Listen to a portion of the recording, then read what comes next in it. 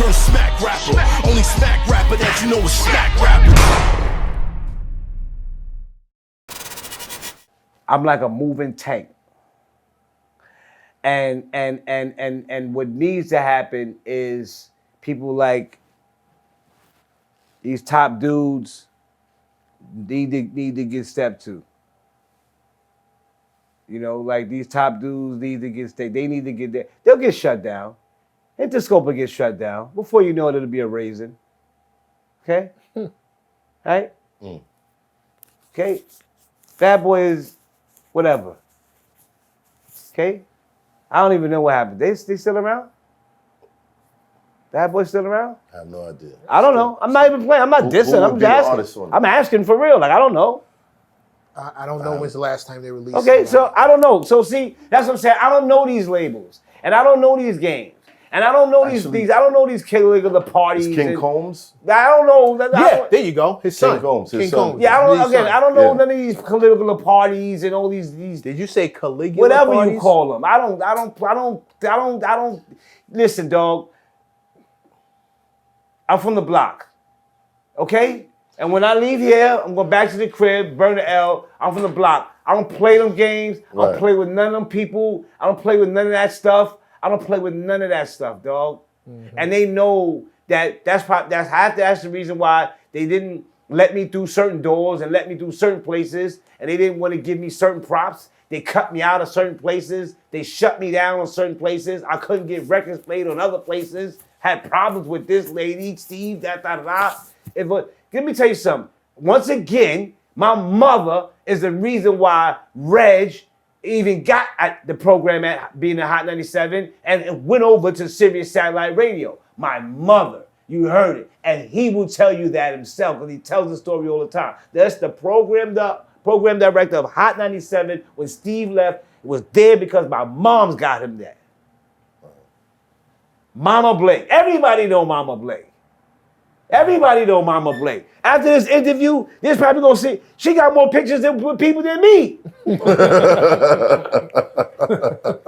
No bull crap. And it was because when I was young, I used to hang out in Grandmaster Flash and Hank Furious 5 and all the motherfuckers be in the Bronx. I used to sneak over there and all that. And I didn't even know that. I knew it, but I didn't know it until she used to tell me Master's story. You just see me show you thing of my son. Like we just keep it in the family in the thing. And I used to sneak over at Grandmaster Flash and Furious 5 and all them when they used to be hanging, and I used to get my butt whooped because I was hanging out over there in front of these grown men. My mother used to say, "Why you keep being around these grown ass men?" You know, and ever since then, I just always had, you know, hip hop, or just say the next level of being responsible, an adult, handling my business, being a responsible person, and taking care of my business and holding it down for me. I wish Hank or either Shockley brother had taken the time to listen to your demo so you didn't have to go fuck with Nervous and get signed into that bullshit contract that derailed so much shit. Why? I wish the Bomb Squad had gotten behind the Duck Down movement. That would have been fucking without the smoky apartment, we wouldn't have got who got the problem. You feel me? You know what I'm saying? Like, I hear we you. can't rewind that and undo it. I hear you. We can't undo it. I hear you. Shout out to Phil Nelson, who actually at MCA, who taught me college promotions, and shout out, actually taught me promotions, and shout out to Dario Strange, who taught me college promotions. Strange. Yeah, Dario Strange taught me how to do college promotions. I hear you, but I believe that greatness always comes through. I think that record was destined to happen. I think we'd have always got who got the props, whether he wrote it on that smoky floor or somebody else's or a boardroom table. Well, I think that's I tell you what you can do. I think you can thank Hank Shockley for hiring me though, because if it wasn't for him, I wouldn't have. The very first project, you know what the very first project I got was the Juice soundtrack. I was in charge of collecting demos from each artist for the soundtrack. Wow. Oh, and that was the first time that I had met Orange Juice Jones. Remember Orange Juice Jones? Yeah. And Orange Juice Jones was like, he took me to the store. He said, "Come into the store." And when he came, I went into the store. I thought everybody was on, like Rich and Money and whatever. I see the guy get a 40 and a bagel. I'm like, What the 40 in a fuck? bagel. I'm like, what do you do? A 40 in a bagel? My dude. I'm from Brooklyn, my dude. I know the block. You heard? Like, I know the nigga ain't got it. You feel me? A 40 in a bagel. A 40 in a bagel. Stop, nigga. Stop. Something ain't right, nigga. Something ain't right. You heard? Right. From that point on, I was like, I don't know. Feel me? My man got a 40 and a bagel and he eating it. Like, I'm like, shit, I know about that. So that was my first soundtrack. And I had took all the, remember the Juice they had singles? The 12-inch back days? I took like 5 boxes of singles, no bullshit. And I was like, I'm rich. I'm rich. Period. I was like, I took those 5 boxes, went out to Manhattan, on Broadway, took them out, put them on the floor, laced them on a blanket, all that. I was like, look, I got the singles right here. I got about nothing all day. I got so embarrassed. I got back to that crib. You know how much records I threw against the wall? Fucking piece of shit. Shit was worth nothing. That was what Mac was doing in the office. I was like, yo, these shits is worth nothing. Damn.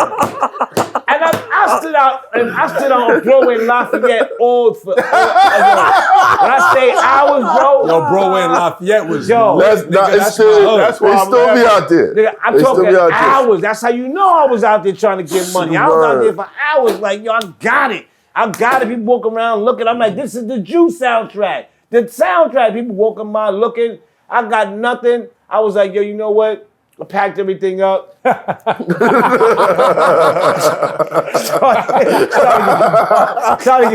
Started getting dark. I packed everything up. It started getting dark. Packed everything up. Put that shit on my shit. Got to Roundaway. It was like, piece of shit. Shit ain't worth nothing. Why you go downtown Brooklyn? Cause all the money was in Manhattan. Oh, shit. Man, you know I was getting them for $5 for 20. You would have hung out outside of Beach Street, you would have got them all. I probably got $3. $3. Now, 3 would have been better than nothing, but I was too greedy. I was trying to get 5. I know you go to Manhattan, you can get the Blankies for 5. So at the end of the day, I was out there getting that, you know what I mean? Right. But, it was cool. Like I said, I don't regret no part of my career. Right. And I love every part of my career, and I thank everybody for being a part of my career. I thank everybody for allowing me to be in their lives. And I thank everybody for giving me their time, because to this very, very moment, like I said, I'm giving people jobs. You know what I'm saying? Educating. I'm educating people. I'm putting people to work.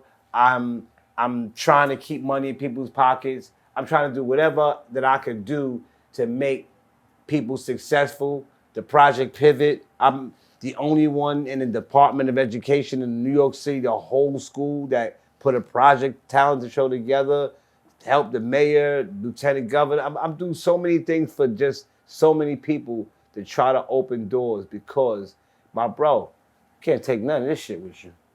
Right. Ain't none of this coming with you. None of it. None of it. Not even your physical. Did you ever get a chance to connect with Hov? Me and Hov never connected like that.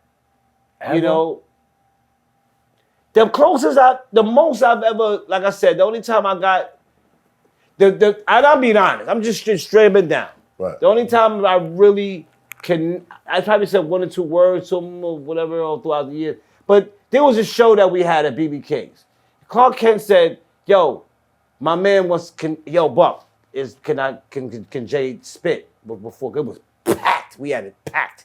And Jay was like, yo, Clark Kent was like, can Jay spit? And I was like, sure, no problem. I gave him the mic. And Jay, I'm not lying, right? Like, I'm on here, I can't be lying, right? I gave Jay the mic. Jay had the chain on, the cable. He went out there, and the nigga ate the crowd up. He killed it. He went out there and he killed it. You know what I'm saying? And I was proud. I wasn't proud, meaning I was like, you know what I mean? Because he did his thing. I was like, all right, You know what I'm saying? Right. Yo, Clark, your man, like, yo, good looking, you know what I mean? I hear he was still Jay-Z, I knew him, but he wasn't the Jay-Z that people knew. He didn't come out like that yet. So I was just like, yo, you know what I'm saying? So I was like, yo, son, body that shit. Like, that nigga Hov right there, I know he from a few places. Son ain't no joke. And that was really like the most. But, you know, I'm this close with Guru. Shout out to Guru, young Guru. You know that, my brother. You know you my brother, and I love you, boo. Yeah. Bro, and Tata. You know what I'm saying? Tata's another cool brother that I'm way more cool or more contacted with than Jay-Z. I haven't really spoken to Jay like that. I'm really, you know, in that camp, I'm more cool with, you know, with Tata, Guru, you know, Swizz. I would like to talk to Tata. You know. Yeah. Tata is the coolest dude. I would like to have him up He there. the coolest Yeah, boy. You definitely- gotta, I don't know if definitely have one question that I would shout like to the answered. whole Marcy, man. Shout out to Lenny S. Shout to the whole Yeah, man, Marcy. Shout out to everybody- Lenny, definitely shout out to Lenny. Look, man, look, the Word. whole... Shout out to OG Juan, shout out to all. Look, they was in Marcy, I was in Bushwick. We right next to each other, you know what I'm saying? So, just Brooklyn, period, man. All the Brooklyn MCs. And like I said, you know, to round it off, everybody that's ever had my back understands that Duck Down is independent power.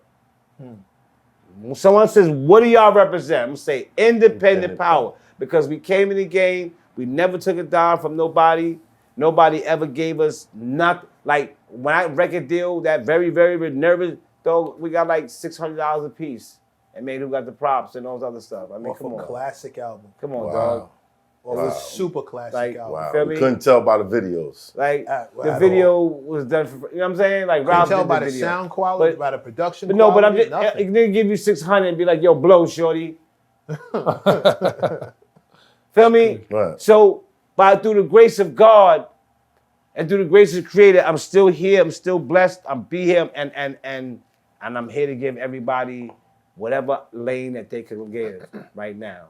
Right. Still to this very day. Well, we definitely got to chop it up about a couple things. But before you go, Thank this man for I his remember reimbursement. after all the drama and Big Pac and Yeah, all that shit went down, and like years after, the boot camp name started to fade a little bit. Yeah.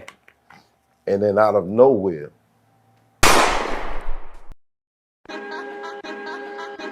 Nah, I fucks with Pat. Yeah. Look at how he talks to these niggas. Yeah, yo. Yo, turn that shit up. Turn that shit the fuck up. Right now. Talking that shit. Let's go. Yo.